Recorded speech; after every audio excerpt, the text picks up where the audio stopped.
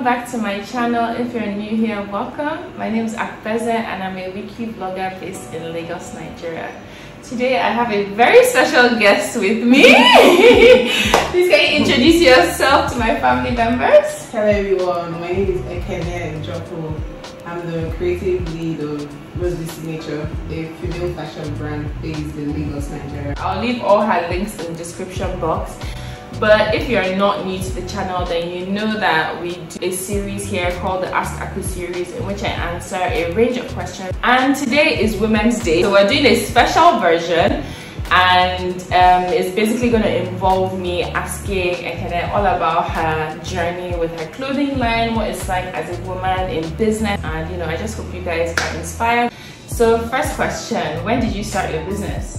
Okay, officially I started in 2018, unofficially in 2016. Why do you say unofficially and officially? Unofficially it was, I just started as a passion. I just woke up and started doing stuff.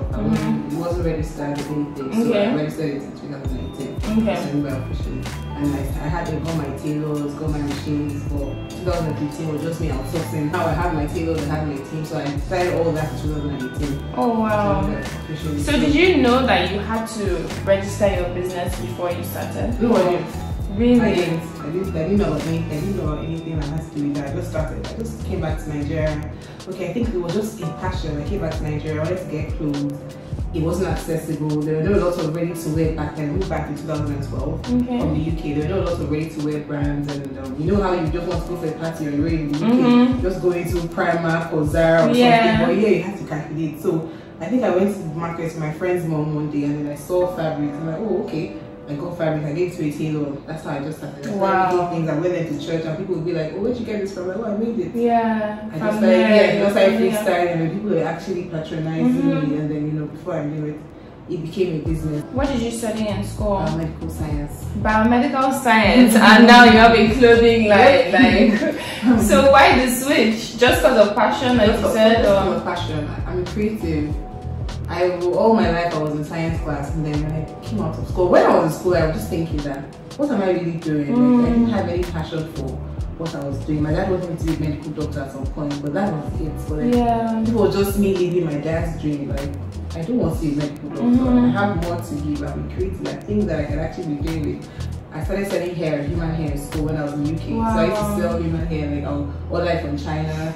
They would deliver to the UK, I would sell to my friends and stuff. I was making hair, I used to make clothes hair and stuff. So those are things that I like to do. I was a business, more like a business type of person. So when I moved back to Nigeria, I wasn't doing anything. I was like, okay, did my NYSC, I was done in 2014. Then that was it. I didn't know what to do. Then I walked to my friend Farida. I was like, oh, I'm not going to look for a manager in her store, blah blah blah. I'm like, okay, I'll do that. Let me do it. I did it for commerce. I was like, no, this is not me. I went to the UK. I went to January 2015. Just spent like a month, and when I came back, I was just like, I'm doing my thing. Like, no matter what anybody says, I'm doing my thing. And I started. Coming into business, what was the hardest thing in your transition? Different things like just logistics, trying to get the dresses to the customers. There'll be something. So those are little things that coming from the UK. If you order something from ASOS and you say it's coming in 2 to 3 days time, you'll know that it's coming. It's definitely coming in 2 to 3 days. But in Nigeria, it wasn't possible. There's something that has to be like the tailor. And then I didn't have my own tailors. I didn't have my own tailor. So if I tell the customer it's coming in a week, it's probably not coming in a week because I was using I was sourcing tailors, and that particular tailor had like other customers who was making clothes for. So I'll probably go there and say, oh, my stuff, and like, oh, it's not ready, and something like you say 2 weeks ago. Wow. So I was doing that for like 2 years. I was maybe, oh sorry, I can't meet up, oh sorry. So I feel like the way of operations in Nigeria, it was definitely something for me. It wasn't easy to adjust to. It wasn't like trying to get people that will actually bring my ideas into like that was the thing for me. It wasn't easy.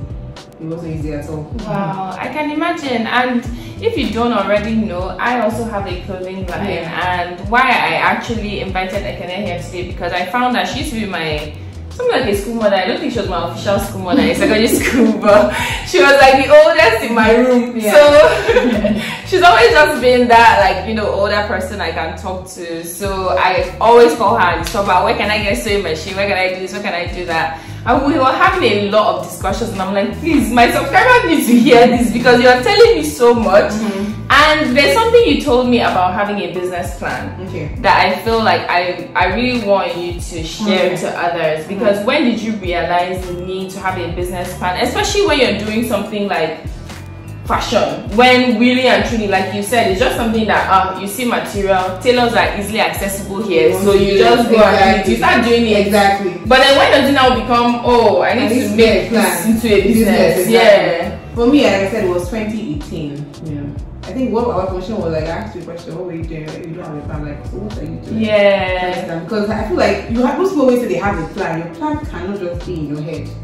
It needs to actually be like in paper or something. And I feel like you have a 1-year plan, a 5-year plan, and a 10-year plan. And that plan has to, you have to keep evaluating, looking at it. Am I progressing? What did I do a year ago that I'm not doing now? Like, what I need to do? So I feel like every entrepreneur or business-minded person should have a plan that is actually growing, that's actually evaluating everything. So in 2018, my friend Alex spoke to me and was like, I was complaining about, I feel like I'm not doing much. I feel like my business has been in the same place for a while. I feel like I'm not growing. So he's like, do you have a business plan? I'm like, I know what I want to do. I know, like, you actually have to write it down on paper, write it down on the computer or something. So that was the first time I heard about the business plan. And I asked one of my other friends, like the corporate world, like, do you know anything about this? And he goes, yes, let me send you some templates. So he sent me some samples, and then I checked Google as well. I mean, it wasn't exactly what I wanted, but then I had an idea of what it was about. So I started writing, and then when I started writing, I started realizing that it started flowing down, like, okay, long-term goals, short-term goals. What am I trying to achieve this year? What am I trying to achieve next year? So that's how it works, you know. Not necessarily, you don't have to necessarily meet up with your plan for the year, but the idea is just to know that I'm trying to do this. If you 5 years time you want to have a shop, 2-3 years you haven't gotten the shop, yeah, that's fine. You can still carry that. You know that in the next 5 years I want to store, I want to have like this plan. This is what I'm trying to do. So that's the point of the plan. But if you just wake up and do your business and go back to bed, there's no plan, there's nothing to evaluate, there's nothing to look at. There's nothing to tell you if you're actually progressing or if you're not progressing. So I feel like that is the point. That's the whole idea of a business plan. That makes sense. What is something on your business plan that you haven't yet done? Get a store.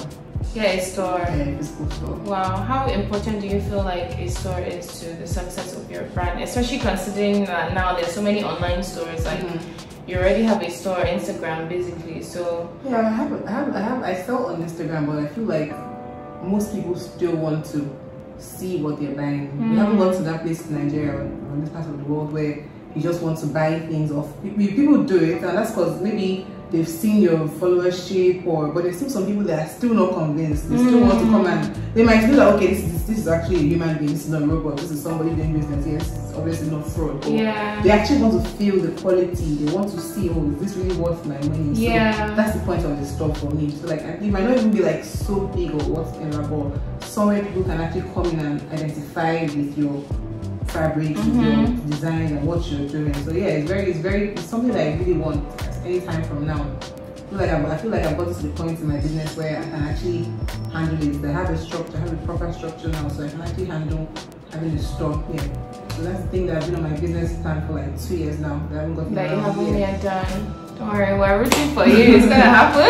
I will be there at the launch of the store one day. Yep.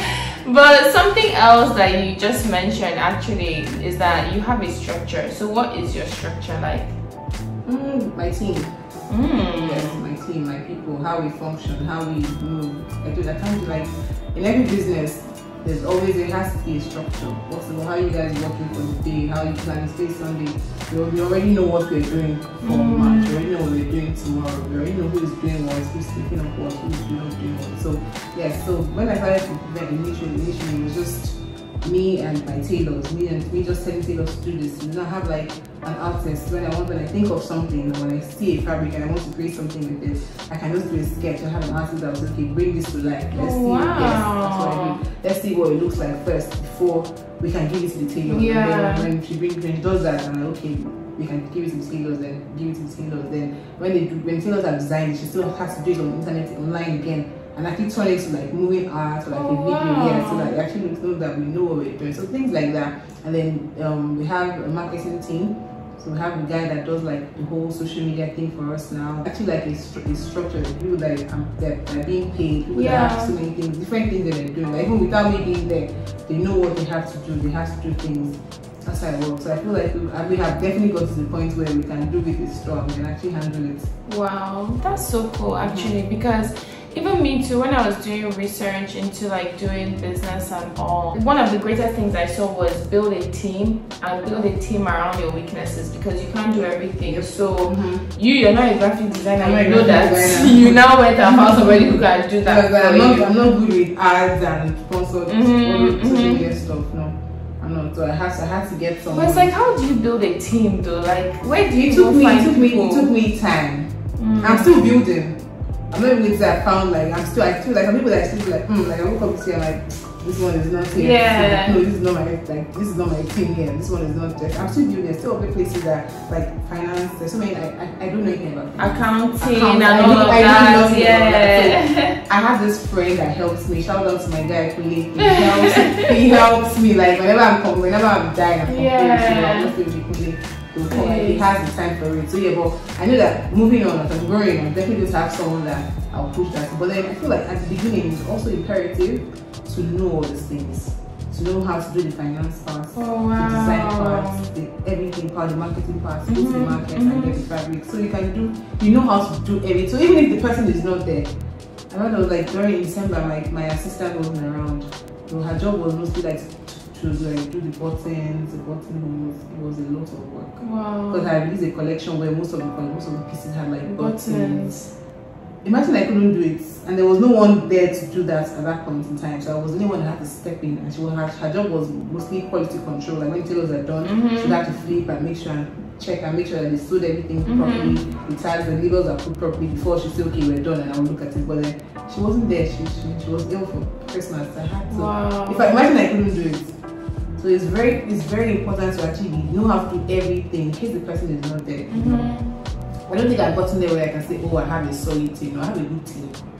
I have a good team, no doubt about that. But it's not solid yet. You have to keep looking for people, keep searching, keep seeking. The constant thing. And there's so many people out there that are so many creatives, so many people that are trying to build. Like for me, most of my people in my team are younger than me, way younger. My artist is like 10 years younger than me. Wow. And I love it. I really love working with, because I'm not even that, I don't look at myself as an old person, you understand? So you can imagine working with teenagers. These people are like still young, we don't even like, well. Do you mind sharing how old you are? I'm 29. Wow. I'm 30 in July. Yeah, so I'm not even that. You're not even that old. I'm not even that old, but like I just find it very, very. I feel like it works better with younger people because then it's stress free, and then they always just push you to do things that you can't even imagine. I remember when it was Bossy Challenge, and they're like, "Oh, we should." I'm like, "Huh?" Bossy. That's the kind of thing. I think about like all this real TikTok. Yeah. I already not do that with my brand, but because I have younger people, there's always like people that the matter was saying like, if you check my Instagram, you see that I'm posting. Normally, I don't post myself. I just post like models. But like, throughout like since 2 months now, I'm posting myself on the picture like, nobody is just buying a dress. People are buying personality. The brand. They're trying people are trying to connect with people, like with the brand owner and the founder. So you can't just be behind the scene anymore. And if you notice lately, I've been coming out doing videos, putting myself out and saying, okay, I'm actually the owner. Even her being here today is something very different. Very different. Like, okay, I'm actually the owner. Yeah, so please, so I'm trying to sell market here. So yeah. So like before, I was just like, okay, let me just buy this dress. Yeah, it's a nice dress. There's no way you won't buy it. But now things have changed. So many people are doing. I'm doing this. So many people are doing it. So what's the difference? Our personalities. So you actually have to have this class. So if I don't have these younger people in my team, I'm just going to keep doing it the same way. Post things there, let someone like it and buy it. Like you should not buy it, you understand? Yeah. But you're not maybe aware that okay, this is you have to be proactive. Yeah, you have to be proactive. There's so many dynamics to this thing. Kind of the same way you were doing in 2018. So yeah, it takes time. This girl in question, she's like the strongest person in my team, my artist. Oh, what happened? I just randomly I met her in the salon. Wow. I don't know, she's young, she's like 18, just 18, I met her in the salon. She's so yeah. Like I always say, I'm like, yeah. we're looking at her. That was it. Just Can you like, I imagine? made dress. Oh, hi, that was it. Actually contact, and then she has something there. Mm. That's how I connect with people. When I meet people, I don't feel like it's chance meeting. We're not just here for just like when you called me on Thursday. Yeah, this happened. We planned this. So that's how I see life. Life can be anything. You know, since I lost my mom like 5 years ago, I realized that life can be. It's not when you plan it that it works out. When you don't plan it. So that was not just something like random. I met a teenager in the salon and then we connected. That has to be something. So Yeah. I picked up on it and I worked with people. Even with my tailors, my what's it called? People that work with me. There's always a very funny story like how I met. Maybe I met you on the road walking. Wow. And I was like and I was like, oh, this is what I do. Yeah. That's how it works with me. Do you understand? There was be a connection. I understand that it's not just flashing. Most times you look for people online. It's sometimes offline when you don't expect. Just tell people's brain and say, this is what I do. Can you do this? So you just said something about meeting people offline, and it made me think about doing business offline and online. That's the thing.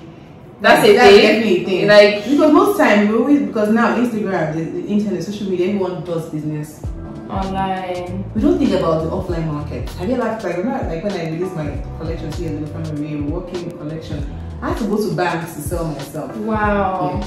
That's actually good because I was selling on Instagram. I wasn't getting but that's not your demographic. That's not the market that banks that actually went work with. We're not on Instagram. So I started going to the banks around my estate. I'm like, oh, this is why I do drop my card in case you need me. So yeah, it's actually a market offline, but because everything is on social media is great, no doubt about that. But don't focus too much on social media. So you spoke about how getting a physical store was like one of your main goals. But what about having a website? Because I know Roslyn just sticks to Instagram. You guys don't have an official website. So would you rather have a physical store than a website? I'd rather have a physical store, actually. Oh wow. Yeah. But what would be foreign, like the people in diaspora? I would. A website is good for people like that. But then, how many of those people do you really get? You get them, yes. But then, how many do you really get? But why would they go all the way from there to buy? No, they would, but they're not your first target market. Okay. That's what you look at. Do you understand? They're not your first target market. I mean, what am I making? I'm making pants. I'm making English clothes. I'm not making Uber and Euro. So I'm making English clothes. So before you want to come and buy from Roslyn, you first check Zara. You first check New Look. You first check Topshop and Domino's, right? Their own brand. Their own brand. I would rather cater to people that will need me faster. That's true. Yes. And how will they need me? They probably want to they want to try on the dress to see what it feels like. So they don't check it online. Sometimes people are scared of buying online because you say no returns, no refunds, no this, no that. So why am I buying something when you're telling me no refunds, no return, nothing? I can't do anything, no exchange. 2 years ago, I would say, in websites so probably not necessary, but now everything's online, right? So yeah, you might just need it for a landing page where customers can see your collections of what you want, not necessarily selling on the website. I don't feel like I will put so much energy and so much resources on the website. My sister came from Abuja the other day. She saw a store. I think she wanted to buy some things online from the store. So she checked them out. They're in Lagos. She came to Lagos. She came for a wedding in Lagos. And then she could have easily ordered this dimension on Abuja or even ordered to Lagos delivered to her. But she went to their store. And this is the brand with like so many followers on Instagram. So you know that they are real. There's no way they have 2 stores in Lagos. But she went to the store to actually look at those things and she bought so many things from them. So that's how it works. That's so interesting. It's very important to know your audience and also know your business. Yes, know your audience. And then I have a lot of customers offline as well. A whole lot of customers. That's another thing. That's like I'm saying online, offline. I have women that are married women, older women that I make clothes for. I have to send them my design. Like, Mom, this is what I have now. For them to say, okay, I want this, I bring it. You have to, marketing is not just on Instagram. You need to actually do offline marketing. Actually, I want the collection. Yes. People that women are not, they don't have that time to be checking who is really good or who, but you have to bring it to them.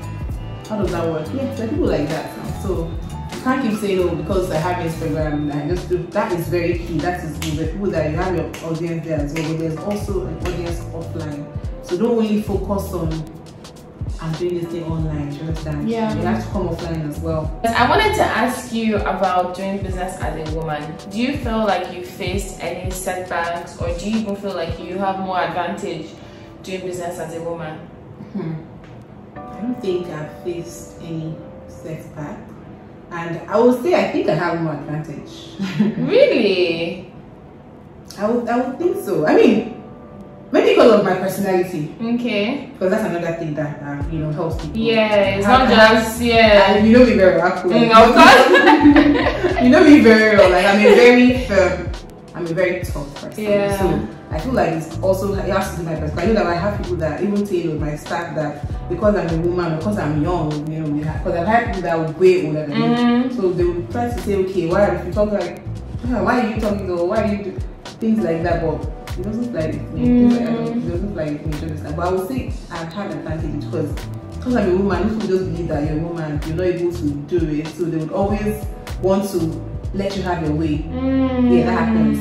I feel like I get that sometimes too. That even when I go to buy my fabrics, there are times when I can just talk my way into getting the price reduced for me just because I'm a woman. Do you understand? Things like that happen. So it can also be because of my personality. I know how to sweet talk my way out of so many things. How to like sweet talk my way out of trouble sometimes. So yeah, probably because of my personality. But I don't think it's been a problem being a woman. No, I don't think it's been a barrier or anything. No, it's not an easy journey. Entrepreneurship, journey from this part of the world is not being a man or a woman. It's an easy journey. I was telling you on Thursday for like 2 weeks I haven't had lights. Light is everything to me. And to I can't even say to me. Any business person. Light is anything. So I haven't had like my customer go back. But we're still running the business. So it's not a man or woman thing. Are you able to? What a man can do now, a woman is going to do it and keep doing it. So there's no reason to say I'm a woman or a man. I don't have that thing in my head where sometimes I come across people that just try to, do you know who I am? I'm a man. I don't look at you and laugh because you really know what is going on in the world now. You understand that women, women are there. There's a place for every woman, but then it has to do with you knowing what you want, knowing who you are. So women would like to be bottled up. So if you're that kind of woman, you might anything that comes your way, you take it. Anything you see, you take it. But I don't have anyone to run to. I only have myself and my creator. That's how I see life. So whatever I see, I face it. And there's always a way. There's always a way to approach. There's always a way. It might seem like, this is not going to work out, but I have I believe in God. I have a very strong faith, so I know there's always a way. Yeah, you had mentioned how if you get married and all, like how will your business change? Business plan comes into play as well. So when you have a plan, even if you meet someone, and then just like I said, once it comes like, my plan now is I want to leave the country and marry. No. That's not my plan. That is not me. Do you understand? But if I don't have a business plan, if I'm just here to do business, just to make some money and then just put body and soul together. If a man comes to me and says, that's my plan, let's get married, I'll follow him because really, I don't really have much to do. Because I have my own plans as well. Like I know that I'm trying to create a Nigerian brand, a brand that is here to stay for 10 years, 15, 20, 25, 30. There's no reason why, at least not now, not like in inception, not now that I see a baby. Eventually you meet people probably meet someone that his plans will align with yours and he sees that this is what you want to do. And in the long run, somehow it's a workout. But if you're just moving with the flow, whatever comes your way, you're going to go with it. Whatever comes your way, you're going to go with it. And there's definitely hope for business women. But you need to know what you want to do. And you need to be very sure. I keep saying that. You need to be very sure. Most people are unsure. Most people are just going with the flow. Most people are just going with the trend. Most people are just, you need to open an Instagram account now and write CEO. CEO luxury. And create your own handle for your company. That's it, 2 followers, very soon. You need to wake up and just write CEO luxury hair, CEO luxury dresses. And you're going with the flow and then you're people are selling. But then behind the scenes, like that's what makes you a CEO. Behind the scenes are cool, like this madness. Like, when I see things online and people are writing like on their bio, they are posting 10 handles, 10 businesses, and like, ooh. Wow, only you. No, you're quite strong. Oh my goodness, because I know what it is. Handle a business and handle it well.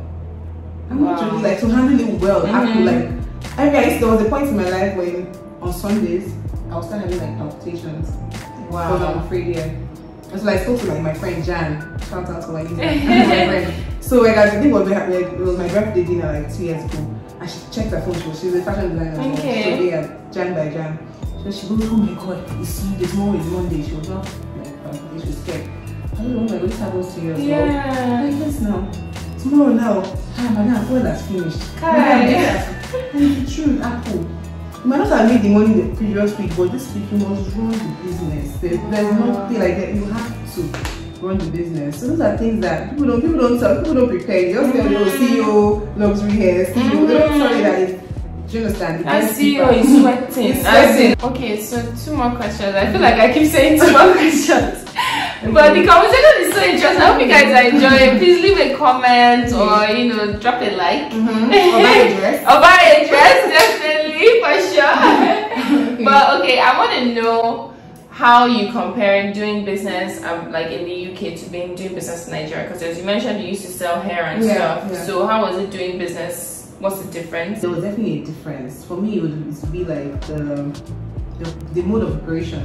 Do you understand? Mode of customer service, the way things are handled. Okay, when I started, I didn't have my, just like while I was doing business in the UK, like I didn't have my hair store. What I had to do was order these hairs from China online. When it comes to Nigeria, when it comes to the UK, I'll just pack it, go to what's it called?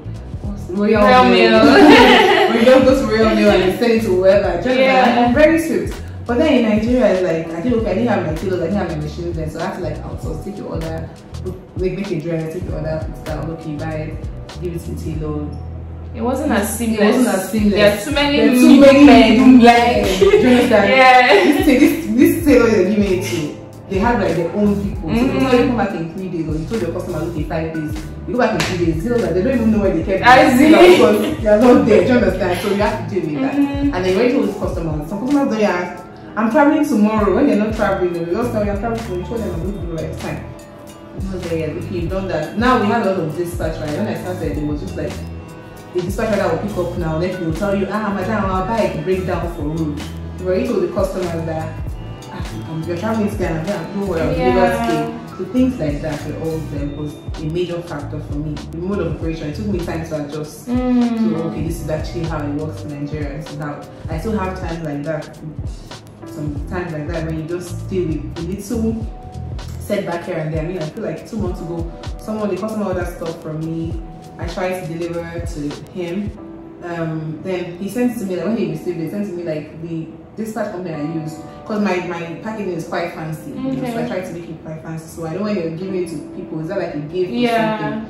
When the guy sent to me, they had cut the handle, the bowl was off. I just saw that was like a first time customer. So I felt silly. I felt embarrassed. God, like that's embarrassing. I felt like I didn't know what to explain. I didn't know. I just saw that was like I had tried my best to convince him to buy that piece for his sister. I had tried my best to market that dress to him. So when he sent pictures to me, I was like, the bag was dusty. It was like things like that. Do you understand? So eventually, I'm going to get to a point where I have my own dispatch, my own bags, because I'm always dealing with a rider that is having like maybe has someone like delivering soup in this thing and staying with my dress. Do you understand? So as you grow, you know that okay, that for me, that when I thought about okay, Kenny, you need to actually get a bike. Even if you start with one, have your own bike. Like 2 or 3 years ago, I had like that in my business plan. But I didn't take it seriously. When that happened, I was like, okay, again, this is actually a thing. You need to actually bring, even if you have a store, you need to have a bike guy that is down. That actually delivers these things to these people. So moving on to the final question.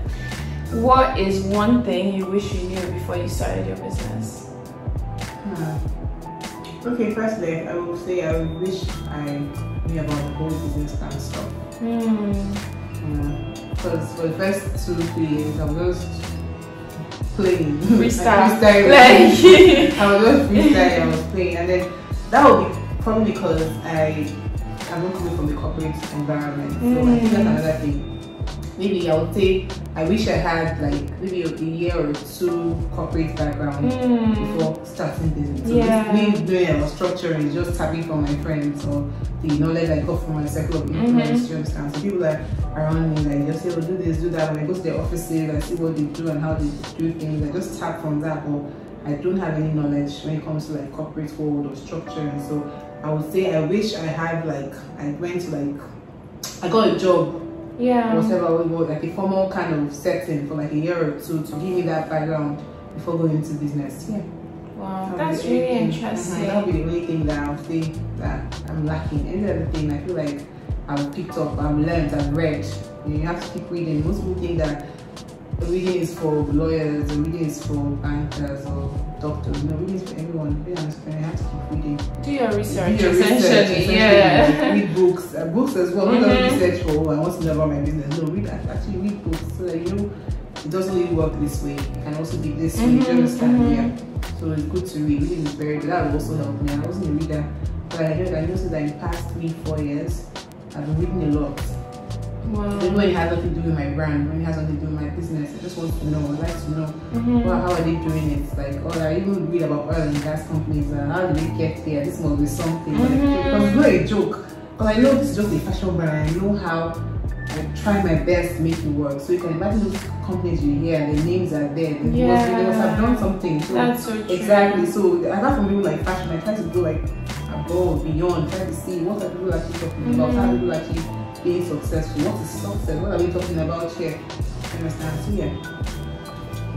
That will be it. Wow. Thank you so much. Thank you so much for coming on here. Thank you for having me. Aww. I've never done anything like this. Yes. Please show her some love, y'all. So fun. So thank you very much. Thank you all for listening to us today. Yes. Please, y'all, be sure to subscribe and stay tuned for more videos. My walk and my talk been different. My style and my thoughts been different. I got you.